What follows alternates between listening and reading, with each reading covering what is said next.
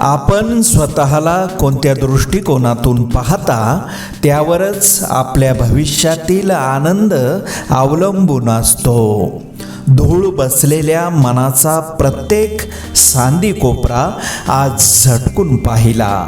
आठवणींची फुलपाखरं अलगद उडाली, पण गहिवरलेला एक कोनारा मात्र तसाच हटकून राहिला.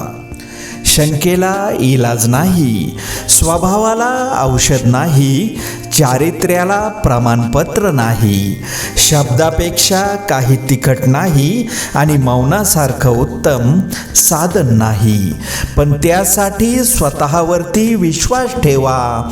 मग एक दिवस असा येईल की घड्याळ दुसऱ्याचे असेल, पण वेळ नक्कीच तुमची असेल.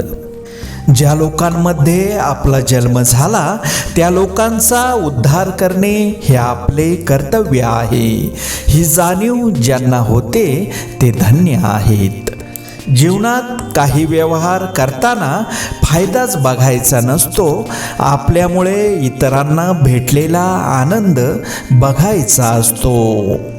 ओंजळ आनंदाने भरलेली असताना ती सांडायच्या आत इतरांना त्यातले देता आले पाहिजे. दगड पाण्यात फक्त भिजतो आणि माती निरागसपणे विरघळते.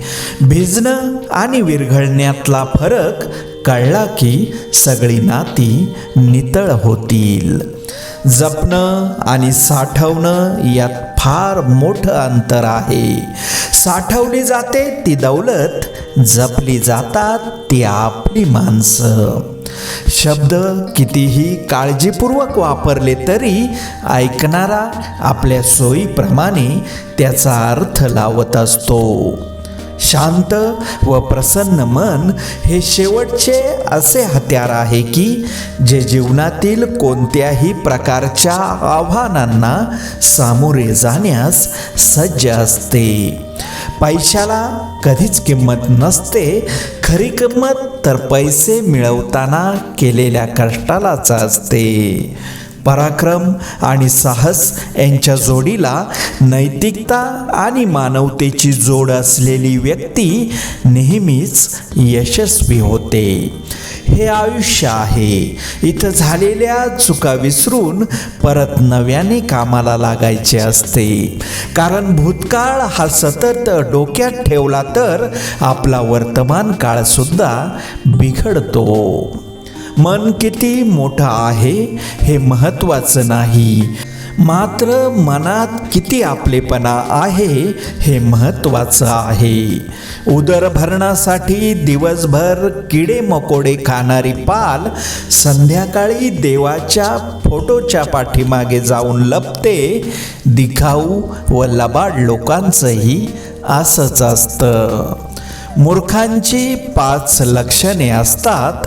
ते अहंकारी असतात, त्यांच्या तोंडात नेहमी वाईट शब्द असतात, ते हट्टी असतात, त्यांच्या चेहऱ्यावर नेहमी विषाद असतो आणि ते इतरांचं काहीही ऐकत नाहीत. दगडाचं काळीज असलेल्या माणसांवर जीव लावण्यापेक्षा स्वतःच्या काळजावर दगड ठेवून जगायला शिका. माणसाला आयुष्यात दुःखापेक्षा सुख जास्त असते, पण त्याला आकाशातल्या चंद्रापेक्षा चमकणाऱ्या दिव्यामध्ये जास्त इंटरेस्ट असतो. मन फारच विचित्र असतं. आपण चुकतो तेव्हा तडजोड करायला बघतो. आपल्याशी इतर चुकीचे वागतात तेव्हा न्यायाची अपेक्षा करतो. जीवन जगताना काळजी घेणारं कुणीतरी सोबत असेल तर 4 क्षण आणखी जगावंसं वाटतं.